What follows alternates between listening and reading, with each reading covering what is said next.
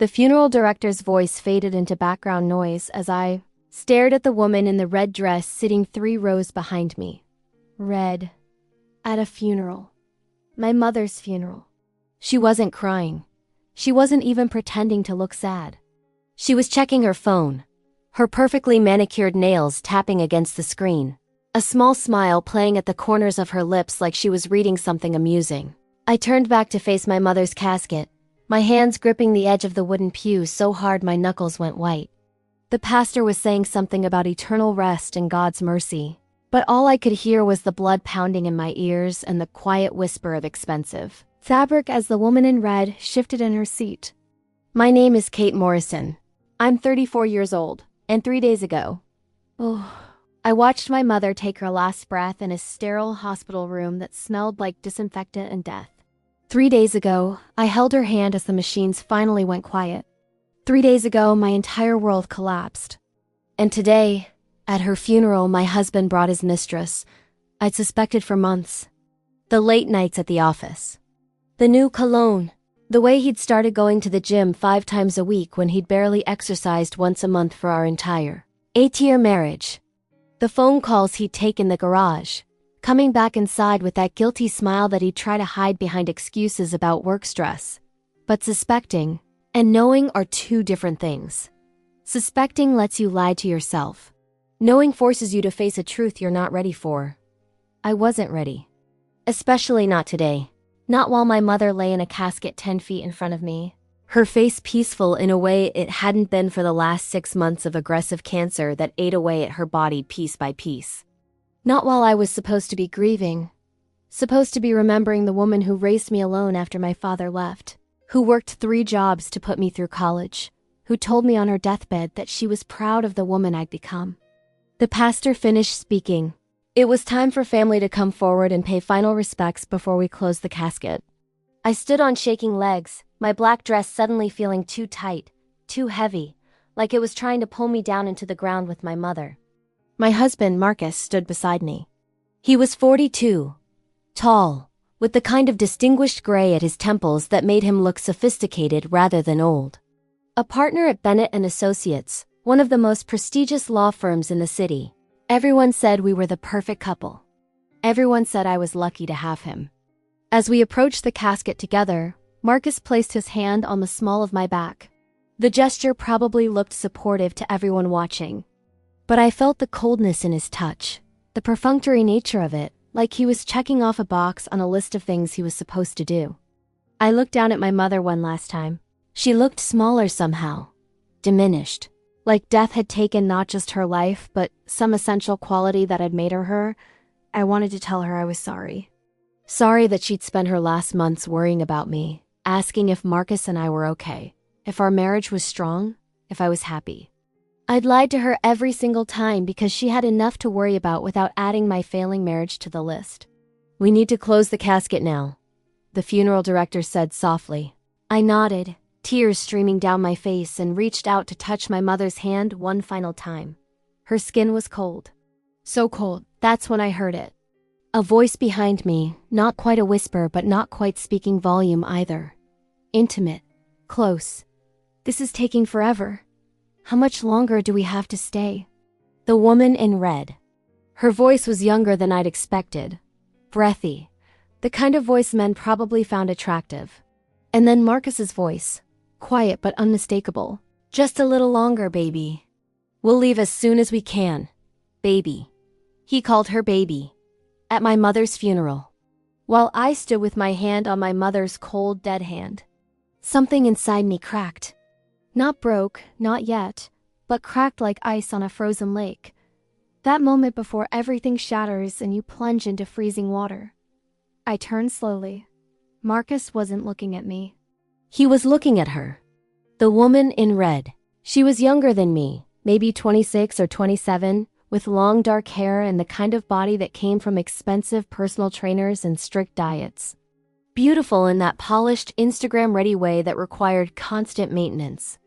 Our eyes met, hers, mine, and she didn't look away. Didn't look embarrassed or ashamed. She looked almost triumphant. The funeral director closed my mother's casket. The sound of the wood settling into place seemed to echo through the entire chapel, final and absolute. "Kate," Marcus said, his hand on my elbow now, trying to guide me back to our seats. I pulled away from him. "Who is she?" "What?" He tried to look confused, but his eyes darted to the woman in red before he could stop himself. "The woman you just called baby. At my mother's funeral. Who is she?" Around us, people were starting to notice. The chapel, which had been filled with the quiet murmur of grief, was slowly going silent as heads turned in our direction. "Kate, this isn't the time or place," Marcus said through gritted teeth, his lawyer voice coming out. The one he used in court when he was trying to control a situation. "Then when is the time, Marcus?" "When is the appropriate time to ask why your mistress is at my mother's funeral?" Gasps, whispers, someone's phone came out. I didn't care. The woman in red stood up. She didn't look embarrassed. She looked annoyed. Like I was the one being inappropriate. "Maybe we should take this outside," Marcus said, his face reddening, his hand gripping my arm tighter. "No!" My voice was louder than I intended. "No, I don't think we should. I think everyone here should know exactly what kind of man you are." And that's when Marcus did something I never thought he would do. Something so cruel, so calculated, that even now remembering it makes my hands shake. He smiled, not a nervous smile, not an embarrassed smile. A cold, satisfied smile. "You're right," he said, his voice carrying through the chapel. "Everyone should know. Kate, I want a divorce. I've been meaning to tell you for weeks, but you've been so busy with your mother dying and everything. This seemed like a good opportunity to get it all out in the open." The chapel erupted. Shouts of disbelief. My Aunt Rosa screaming, "Che disgraciato!" From the front row, my mother's best friend Janet standing up and pointing at Marcus like she wanted to strike him down where he stood. But all I could hear was that word. Opportunity. He'd called my mother's funeral an opportunity. "I've already filed the papers," Marcus continued, and now he was in full lawyer mode, like he was presenting a case to a jury. "You'll be served next week. Vanessa and I are moving in together." Vanessa. The woman in red had a name. She walked up to stand beside him, her hand sliding into his like they'd done this 1,000 times before. Probably they had. "I'm sorry it had to be like this," Marcus said, and he didn't sound sorry at all. "But I think it's better to be honest. I haven't been happy for years. You've known that. You just didn't want to face it." I stood there in front of my mother's closed casket, in front of 100 people who'd come to pay their respects, watching my husband of 8 years stand with another woman and calmly explain why he was leaving me. The funeral director looked horrified. The pastor looked like he wanted to intervene but didn't know how. My family was shouting. Marcus's mother was crying, whether from embarrassment or sympathy I couldn't tell. And I realized something in that moment. Something important. Marcus had planned this. He'd brought Vanessa here on purpose. He'd chosen this moment, this place, this day when I was at my most vulnerable, my most broken, my most alone in the world, to destroy whatever was left of my life. He wanted me shattered. He wanted me humiliated. He wanted everyone to see me at my absolute lowest point. What he didn't know was that my mother hadn't just taught me how to survive. She taught me how to fight. And if this story is resonating with you, stick around because what happened next changed everything in ways Marcus never saw coming. The reception at my mother's house was supposed to be a quiet gathering. Close family. Her friends from the hospital where she worked as a nurse for 30 years. Neighbors who'd watched me grow up. People who loved her. Marcus and Vanessa showed up anyway. They walked through my mother's front door like they belonged there, like they hadn't just turned her funeral into a spectacle. Vanessa had at least changed out of the red dress into something black, though it was so tight and low-cut it might as well have been sleepwear. I was in the kitchen when they arrived, trying to arrange food that people had brought. Casseroles and fried chicken and potato salad, all the things people make when they don't know what else to do with grief. My hands were shaking so badly I'd almost dropped an entire pan of mac and cheese. "Kate, honey, let me do that." Aunt Rosa took the dish from my hands. She was my mother's younger sister, a fiery woman who'd never married and never apologized for it. "You go sit down. You've been on your feet all day. I can't sit still, I said. If I sit still, I'll think. And if I think, then you'll feel it all at once. Rosa finished. She knew. She'd lost her own sister today too. That's when Marcus walked into the kitchen. He'd loosened his tie, the top button of his shirt undone. Comfortable. At ease. Like he was at a cocktail party instead of in the home of the woman who'd just been buried. Kate, we need to talk about the house, he said. No preamble. No acknowledgement of where we were or what had just happened. I stared at him. The house? Our house. I need you to move out by the end of the month. Vanessa's lease is up, and it doesn't make sense for us to pay for 2 places when you can just find an apartment. Aunt Rosa made a sound like she'd been slapped. Are you serious right now? Marcus didn't even look at her. His eyes stayed on me, cold and businesslike. The house is in my name. I've checked with my firm. You have no legal claim to it since we kept our finances separate and you didn't contribute to the down payment. That was true. 8 years ago, when we got married, Marcus had bought the house with money from his trust fund.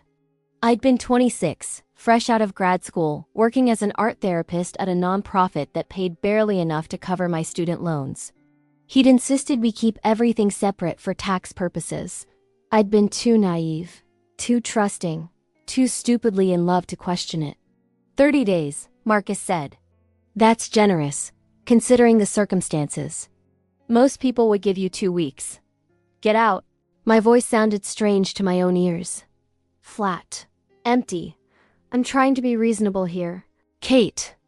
I could have the locks changed tomorrow if I wanted to. I'm giving you time to find something affordable. Affordable. The word hung in the air like a slap. He knew exactly what my salary was. He knew I could barely afford to rent a studio apartment in this city, let alone find a place big enough to feel like a home. I said, get out of my mother's house. Technically, this house belongs to you now, doesn't it? Marcus looked around the small, worn kitchen with barely concealed disdain. Your inheritance. This place must be worth, what, maybe $200,000 in this market, if you're lucky. You could sell it. Use that for first and last month's rent somewhere. He was doing it again. Turning the knife. My mother's house, the place where she'd raised me, where every room held memories of her. Reduced to a dollar amount and a suggestion to sell it so I could afford to be homeless in comfort. Aunt Rosa stepped between us. She was 6 inches shorter than Marcus and probably 100 pounds lighter, but she looked at him like she could tear him apart with her bare hands. You have exactly 5 seconds to leave before I call the police and have you arrested for trespassing. On what grounds? On the grounds that Kate owns this house now and you're not welcome here. 1, 2, 3. Marcus held up his hands in mock surrender. Fine. I'll go. But Kate, check your email tonight. My lawyer sent over the preliminary divorce papers. Look them over. You'll see I'm being more than fair. He left, but the damage was done. Word spread through the house quickly. Marcus Morrison, the successful lawyer, the man everyone thought was so devoted to his wife, was forcing her out of their home while her mother's body was barely cold in the ground. People started leaving after that. What could they say? How do you comfort someone whose entire life is imploding in real time?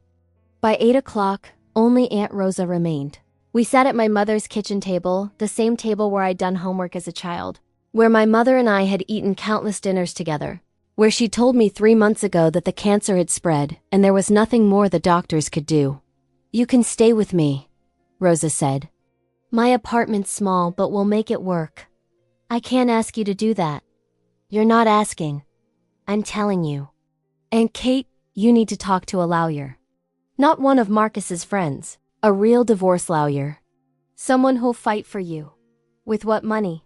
The words came out bitter. I have about $8,000 in my savings account, that's it. Marcus makes 3 times what I make. He has the house. He has the connections. I couldn't finish the sentence.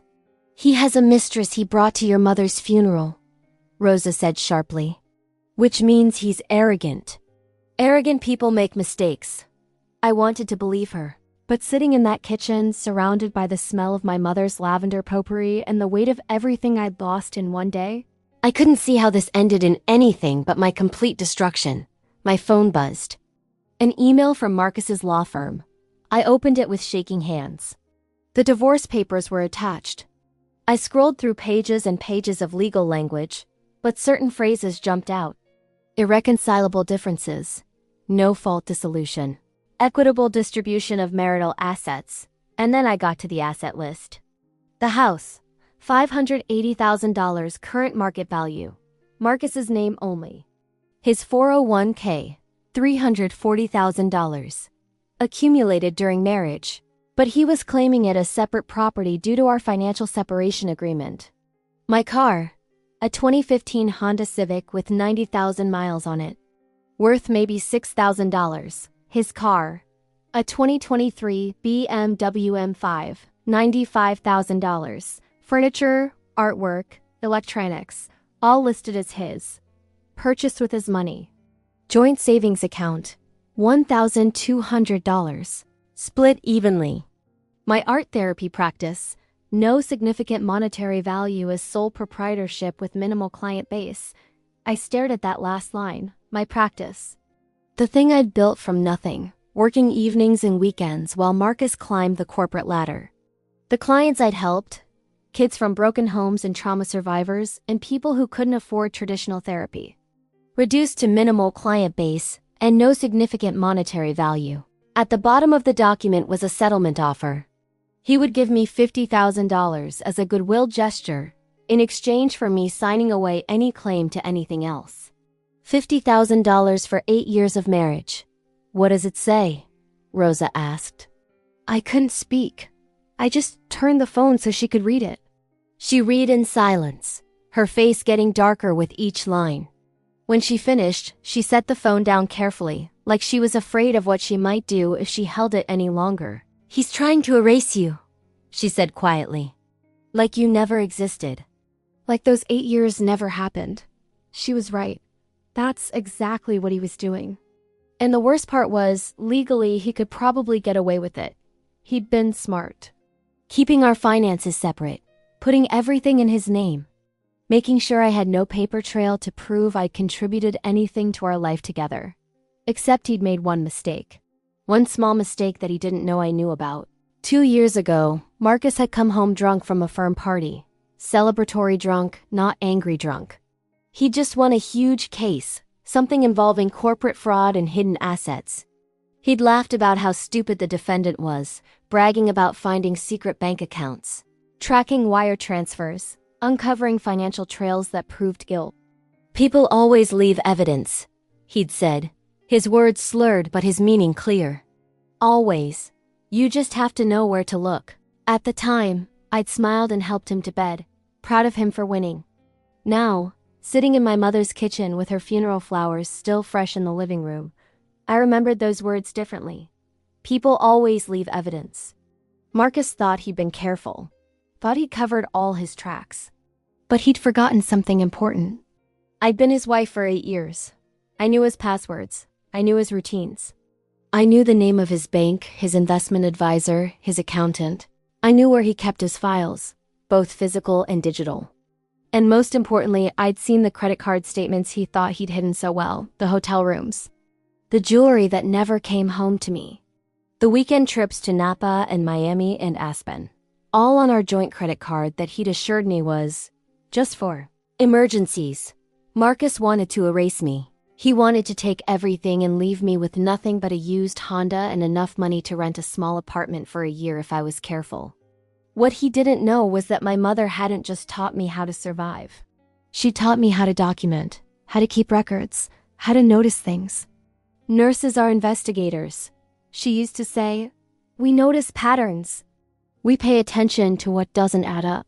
I've been paying attention for months. Aunt Rosa was watching me carefully. What are you thinking? I'm thinking, I said slowly, that Marcus is right about one thing. People should be reasonable.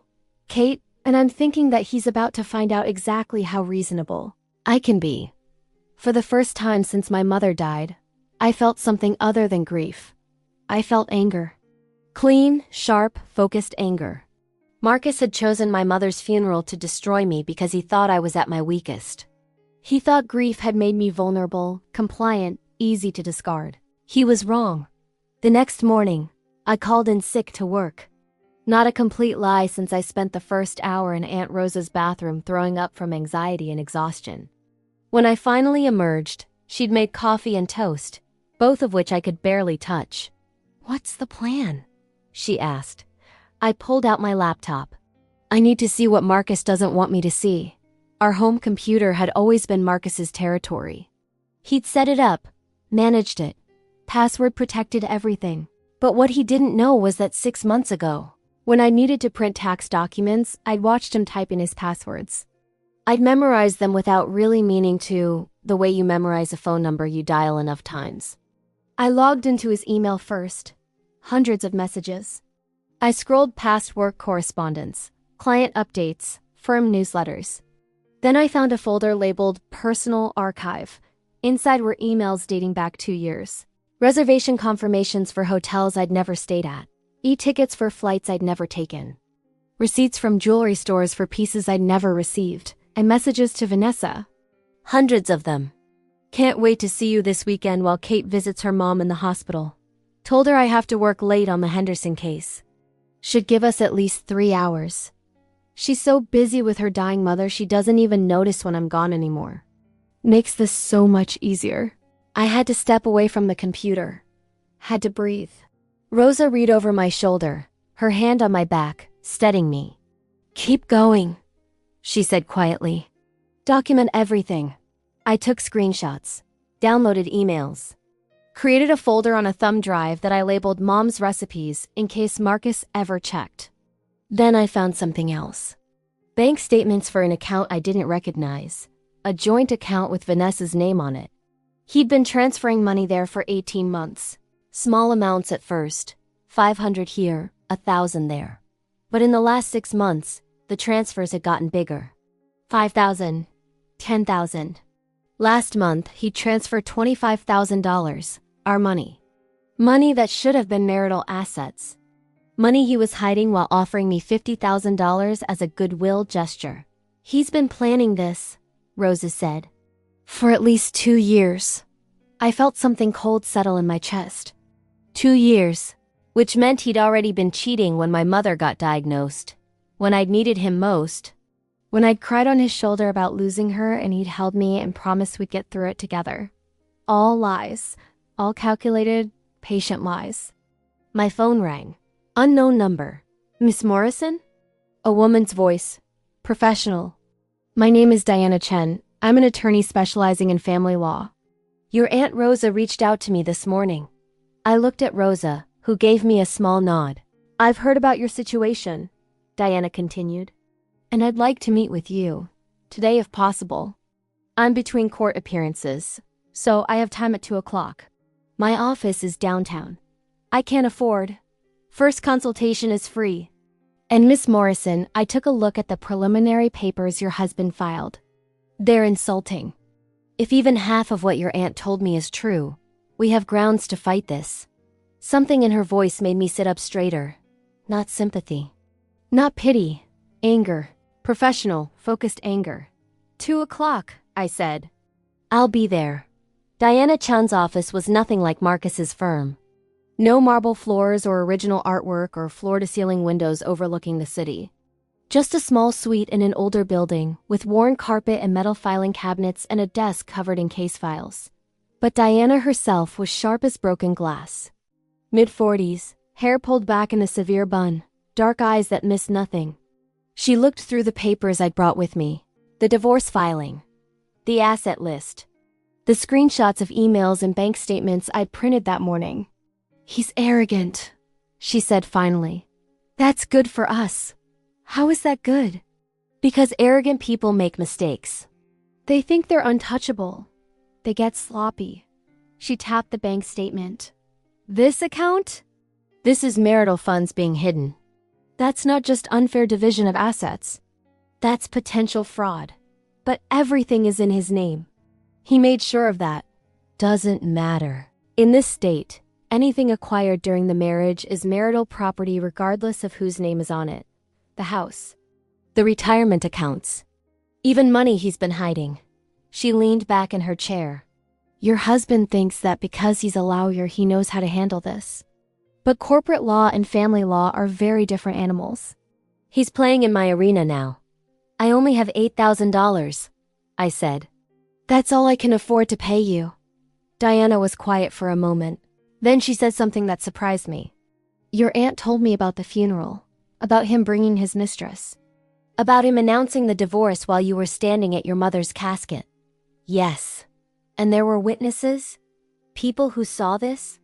About 100 people. Some of them recorded it on their phones. Diana's eyes glinted. Then here's what I propose. You pay me $2,000 as a retainer. The rest will settle after. Because Ms.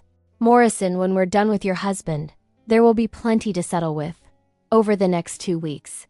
I moved into Aunt Rosa's one-bedroom apartment and tried to hold my life together. I went to work, saw my clients, pretended everything was normal.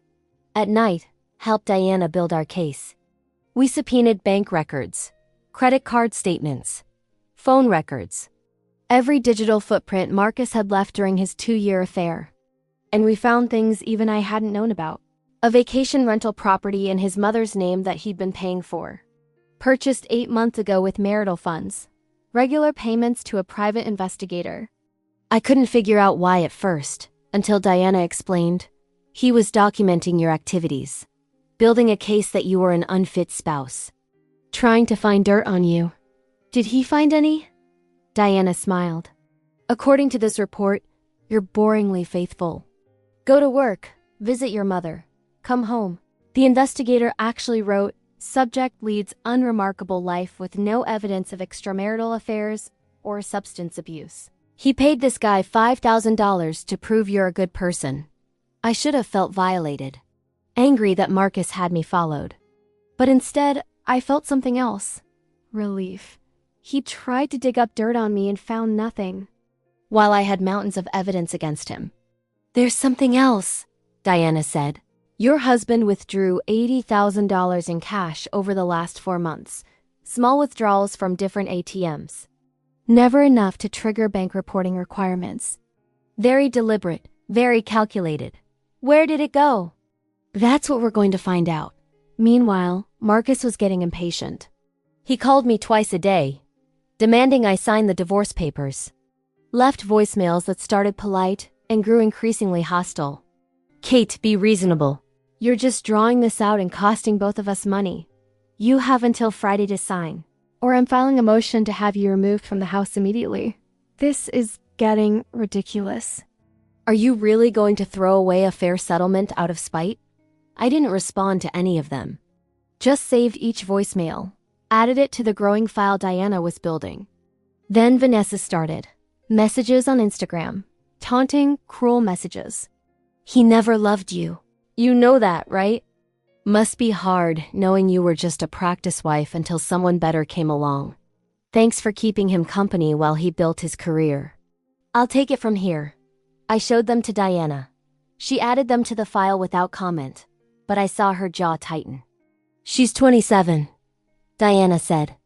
Looking at her social media, she's an influencer, also known as unemployed. Your husband has been funding her lifestyle while you worked and cared for your dying mother. 2 weeks after my mother's funeral, Marcus showed up at the nonprofit where I worked. Marched right into my office during a session with a client, a teenage girl dealing with trauma from domestic violence. We need to talk, he said, not even acknowledging my client. I'm in a session. This will just take a minute. He looked at the girl. Could you give us a moment? She looked terrified, started gathering her things with shaking hands. Stay, I told her firmly. Then to Marcus, you need to leave, now. Kate, I'm trying to be patient here, but you're testing me. Sign the papers or I'll make this ugly. It's already ugly, Marcus. You made it ugly the moment you brought your mistress to my mother's funeral. That's what this is about? You're going to drag this out over hurt feelings? Get out of my office. You have until Monday. Sign the papers or I'm filing a restraining order claiming you're harassing me. I have lawyer friends who'll back up whatever I say. Who do you have? He left. My client sat frozen in her chair, tears streaming down her face. I'm so sorry, I said. That was completely inappropriate, And is he always like that? She asked quietly. Like what? Scary. My stepdad was like that. Nice in public. Mean when no one's watching. I looked at this 16-year-old girl who'd seen more darkness than anyone her age should have to, and something clicked into place. Marcus wasn't just arrogant, he was a bully. And bullies had patterns. Patterns that could be tracked, documented, proven. That night, I called Diana. He came to my workplace. Interrupted a therapy session with a minor. Threatened me. Did anyone see this? My client. And there are security cameras in the hallway. Get me that footage, Diana said. Your husband just made another mistake. By the end of the third week, we had everything. Bank records showing hidden assets. Emails proving the affair started while we were still married. Credit card receipts for the jewelry, the trips, the hotels. Phone records showing thousands of calls and texts to Vanessa. Witness statements from people at the funeral. Security footage of Marcus harassing me at work. It's time, Diana said. We file our counterpetition tomorrow. And Kate, I want you to be ready for what comes next.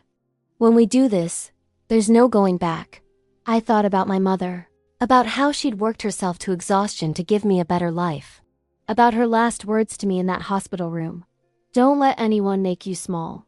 Marcus had tried to make me small, tried to erase me, tried to reduce 8 years of marriage to $50,000 and a used Honda. He was about to learn that the woman he'd underestimated was far more dangerous than he'd ever imagined. The courthouse was smaller than I'd expected. Not the grand marble halls of justice you see in movies. Just a plain courtroom with fluorescent lighting and uncomfortable wooden benches. Marcus arrived with his attorney, Gerald Hoffman, a senior partner at his firm. They looked confident, relaxed. Marcus was wearing his most expensive suit, the charcoal Tom Ford he saved for big cases. He didn't even glance at me as he took his seat. Vanessa sat in the gallery behind him, her hand resting possessively on the back of his chair. She dressed conservatively today, trying to look respectable. It didn't work. I could still see the woman in the red dress at my mother's funeral. Diana leaned close to me. Remember what we talked about. Stay calm. Don't react. Let the evidence speak. Judge Patricia Okonkwo entered, a black woman in her 60s with silver hair and the kind of face that had seen every trick in the book. Let's begin, she said. Mr. Hoffman, I've reviewed your client's petition for dissolution of marriage. Hoffman stood. Your Honor, this is a straightforward no-fault divorce. My client has offered a generous settlement of $50,000, plus the defendant keeps her vehicle. We ask the court to approve this equitable distribution. Ms. Chun? The judge turned to Diana. Diana stood slowly. Your Honor, we oppose this petition. And we filed a counterpetition with some additional evidence the court needs to see. Marcus shifted in his seat. First sign of discomfort. Diana opened her laptop, and suddenly the courtroom's display screen came to life. Bank statements. Dozens of them. Mr. Morrison claims he and Ms. Morrison kept separate finances. Diana said. But these records tell a different story. Over the past 2 years, Mr. Morrison transferred over $240,000 from what he's claiming are his accounts into a joint account with his paramour, Vanessa Chun. Wait, I looked at Diana. She'd gotten Vanessa's full legal name wrong in our prep sessions. Said it was Chun. But now I realized, no relation, Diana said with the smallest smile, catching my look. Different Chun, though the irony isn't lost on me. Gasps from the gallery. The judge leaned forward, studying the documents. Your Honor, Hoffman stood quickly. Those accounts were funded during the marriage. Diana cut him off smoothly. With income earned during the marriage, which makes them marital property under state law. But it gets better. The screen changed. Email after email. Marcus to Vanessa. The dates, the hotel reservations, the planning. The affair began 26 months ago. Diana continued. While Miss Morrison's mother was undergoing cancer treatment. While Ms. Morrison was working full-time and serving as primary caregiver for a dying parent, Mr. Morrison was funding weekend getaways and purchasing jewelry for his mistress. Marcus's jaw was clenched so tight I could see the muscle twitching. Furthermore, Diana pulled up more documents. Mr. Morrison hired a private investigator to follow his wife, attempting to find evidence of wrongdoing. The investigator found none. Meanwhile, Mr. Morrison was also systematically hiding assets. The screen showed the vacation property, the cash withdrawals, every financial manipulation Marcus thought he'd hidden so carefully. Your Honor, Hoffman was on his feet. I need to confer with my client. You'll have your chance, Judge Okonkwo said sharply. Sit down, Ms. Chen. Continue. There's one more thing, Diana said. And this is perhaps the most relevant to this proceeding. The screen went black for a moment. Then video footage appeared. Security camera footage from the nonprofit where I worked. Marcus barging into my office. You couldn't hear the audio, but you could see him pointing at me.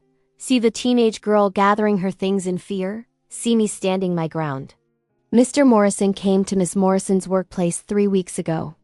Interrupted a therapy session with a minor. Made threats. This is harassment, Your Honor, and it establishes a pattern of behavior. A pattern? Hoffman tried to sound dismissive. Diana's smile was sharp. Let me clarify. Mr. Morrison announced his intention to divorce at Ms. Morrison's mother's funeral, in front of approximately 100 witnesses, with his mistress present. While Ms. Morrison was literally standing at her mother's casket, the courtroom erupted. The judge's gavel came down hard. Is this true, Mr. Morrison? Judge Okonkwo asked. Marcus opened his mouth, closed it. His lawyer whispered furiously in his ear. We have sworn statements, Diana said, pulling out a thick folder. From witnesses at the funeral, including this one from Reverend James Patterson, who officiated the service. She read, I have performed hundreds of funerals in my 40 years as a minister. Never have I witnessed such deliberate cruelty.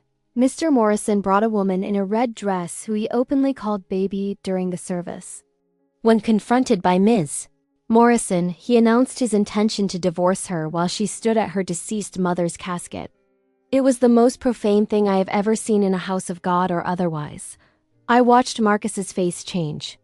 Watched the confidence drain out of it like water from a broken glass. He turned to look at Vanessa, and I saw something in his expression I'd never seen before. Fear. Your Honor, Diana wasn't done. My client doesn't want $50,000. My client wants what she's entitled to under the law. Half of all marital assets, including the hidden accounts, the vacation property purchased with marital funds, and Mr. Morrison's retirement account. We're also seeking spousal support given the disparity in income and the fact that my client sacrificed career advancement to support her husband's career growth. This is outrageous, Hoffman sputtered. What's outrageous? Judge Okonkwo said coldly. Is a man bringing his mistress to his wife's mother's funeral. Mr. Hoffman, I suggest you and your client take a very serious look at this evidence. Because if even half of what Ms. Chen has presented is accurate, and it appears well documented, your client is going to walk out of this marriage with substantially less than he walked in with. She turned to Marcus directly. Mr. Morrison, you're an attorney. You should know better. You don't hide assets. You don't harass your spouse at her workplace. And you certainly don't desecrate a funeral to serve divorce papers. I'm appalled. Marcus stood up.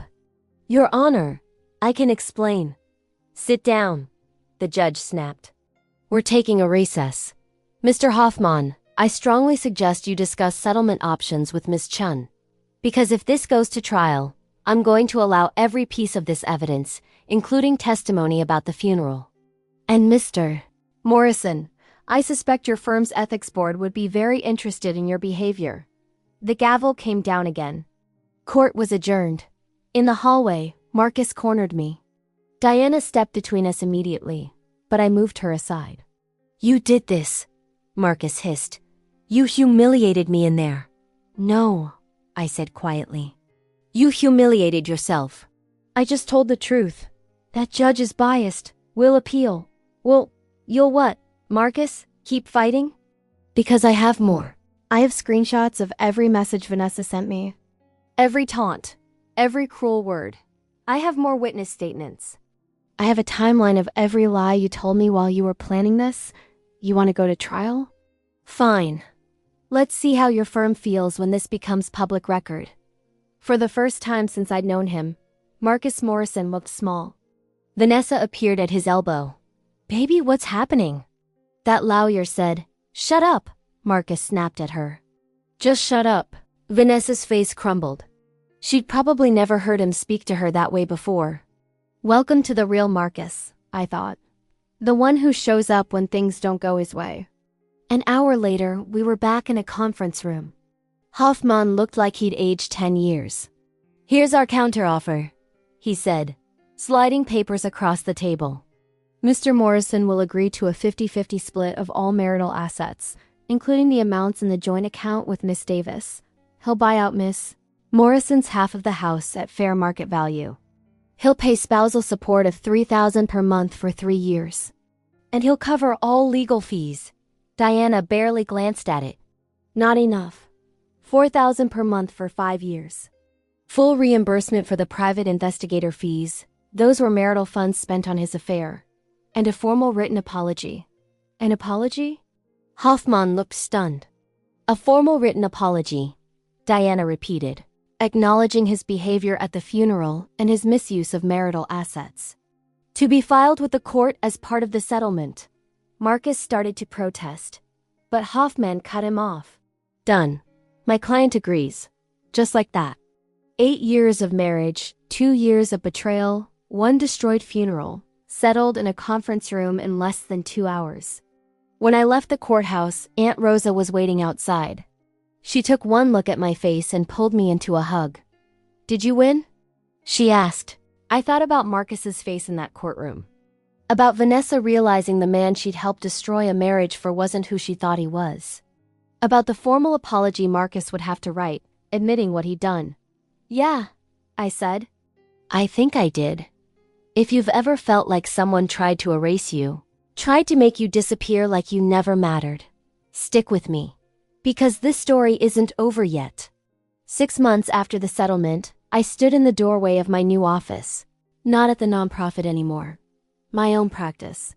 A small but bright space in a renovated building downtown, with large windows that let in natural light and walls I painted a soft sage green. The sign outside read, Kate Morrison, LMFT Trauma and Grief Counseling. My mother would have loved it. The settlement money had given me options I'd never had before. After Marcus bought out my half of the house and the division of hidden assets, I'd walked away with just over $400,000. Not wealthy by any means, but enough to start over. Enough to build something that was actually mine. I'd used part of it as a down payment on a small 2-bedroom condo. Nothing fancy, but it had a balcony where I could drink my morning coffee and watch the sunrise. The rest I'd invested carefully, following advice from a financial advisor Rosa had recommended. A woman, naturally. I was done trusting men with my money. My practice specialized in helping people navigate grief and betrayal. Turned out there were a lot of us out there. People whose partners had left them at their lowest moments. People whose families had abandoned them when they needed support most. People who'd been made to feel small by those who were supposed to love them. I understood them in a way I never could have before Marcus. The appointments filled up quickly. Word spread. Within 3 months, I had a waiting list. But the real satisfaction came from unexpected places. 2 months after the settlement, I got a call from Marcus's firm. Not from Marcus, he wasn't at the firm anymore. From the managing partner, a woman named Catherine Wright, who'd been at my mother's funeral and witnessed everything. I want you to know, she said carefully, that the firm took your case very seriously. We conducted an internal investigation into Mr. Morrison's use of company resources and time. We found discrepancies. What kind of discrepancies? He'd been billing personal hours to client accounts. Small amounts over time, but it added up to approximately $80,000 over 3 years. We asked for his resignation. The $80,000 in cash withdrawals he'd been stealing from his own firm to fund his affair, then hiding it as business expenses. We've also reported this to the State Bar, Catherine continued. There will be an ethics hearing. I can't promise outcomes, but I wanted you to know we took action. Marcus Morrison, the successful attorney, the man who thought he was untouchable, was now facing possible disbarment. I should have felt triumphant, vindicated. But mostly I just felt tired. "Thank you for telling me," I said. "Ms. Morrison, one more thing. The firm represents several nonprofits that work with trauma survivors. They need therapeutic services. If you're interested, I'd like to recommend your practice." That contract became my largest client. The irony wasn't lost on me. Vanessa didn't fare much better. Her Instagram followers had discovered the truth about her relationship with Marcus. Screenshots of her taunting messages to me had leaked somehow. I suspected Rosa, though she'd never admit it, and the internet had done what the internet does best. Her sponsorships dried up. Her follower count plummeted. Last I'd heard, she was working retail and Marcus had broken up with her 3 months after the settlement. Apparently, she wasn't quite as appealing when he couldn't afford to fund her lifestyle anymore. I didn't take pleasure in her downfall, but I didn't feel sorry for her either. She'd made her choices, so had he. The written apology Marcus had been required to file sat in a folder in my desk drawer. I'd read it once. It was perfunctory, legally worded, clearly written by Hoffman rather than Marcus himself. But it existed. On public record. Anyone could pull the court documents and see Marcus Morrison's formal acknowledgement of his regrettable behavior and poor judgment. That mattered more than any amount of money. On what would have been my mother's 62nd birthday, I did something I'd been planning for months.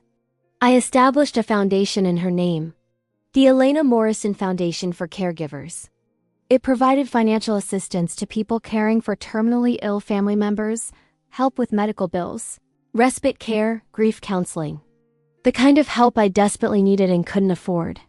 The first grant went to a woman named Patricia whose husband was dying of a LS. She'd been drowning in medical debt, working 2 jobs while caring for him, barely sleeping. The foundation paid for a home health aide to give her breaks, covered some of their medical expenses, and connected her with free counseling services. When she called to thank me, she cried so hard she could barely speak. "You don't understand what this means," she kept saying. "You saved my life." But I did understand. Better than she knew. At the 1-year anniversary of my mother's death, I went to her grave. The headstone was simple, the way she would have wanted. Just her name, her dates, and a line from her favorite poem. She walked in beauty. Like the night. I brought flowers. Daisies. Her favorite. "I did it, Mama," I said, sitting on the grass next to her stone. I didn't let him make me small. I didn't let him erase me. The wind picked up, rustling through the trees around the cemetery. If I believed in signs, I might have thought it was her way of saying she heard me, that she was proud.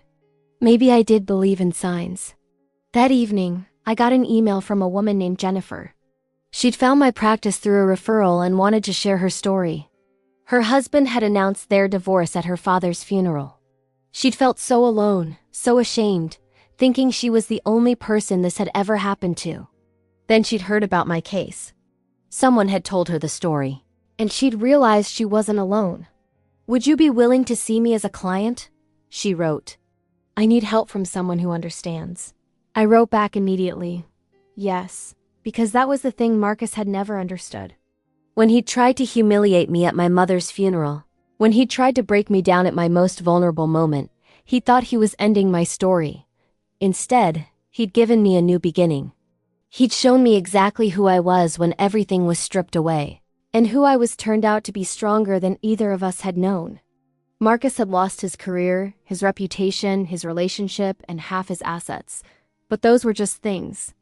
What he'd really lost was much more fundamental. He'd lost the ability to look at himself in the mirror and see a good man. He'd lost the respect of his peers. He'd lost the future he'd built on the foundation of someone else's suffering. And he'd done it to himself. I, on the other hand, had gained everything that mattered. A career I was proud of. A practice built on helping others heal. Financial independence, self-respect, and most importantly, the knowledge that I could survive the worst thing I could imagine and come out stronger on the other side. My mother used to say that grief is just love with no place to go. After she died, after Marcus destroyed me, I'd had so much grief I thought it would drown me. Grief for my mother. Grief for my marriage. Grief for the life I thought I was building. But I'd found a place for it. In my work. In my foundation. In the hundreds of people I'd helped who were walking the same path I'd walked. The best revenge isn't destruction. It's building something beautiful from the ruins someone else created. It's taking the worst day of your life and turning it into the catalyst for becoming the person you were always meant to be. Marcus had tried to erase me at my mother's funeral.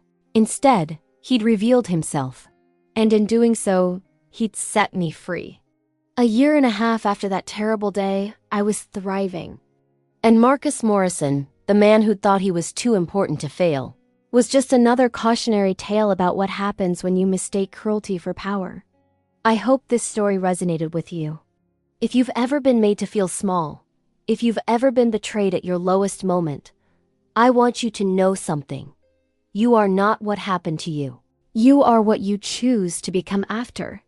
Don't forget to like this video and subscribe to the channel for more stories about resilience, justice, and the strength we find when we refuse to stay down.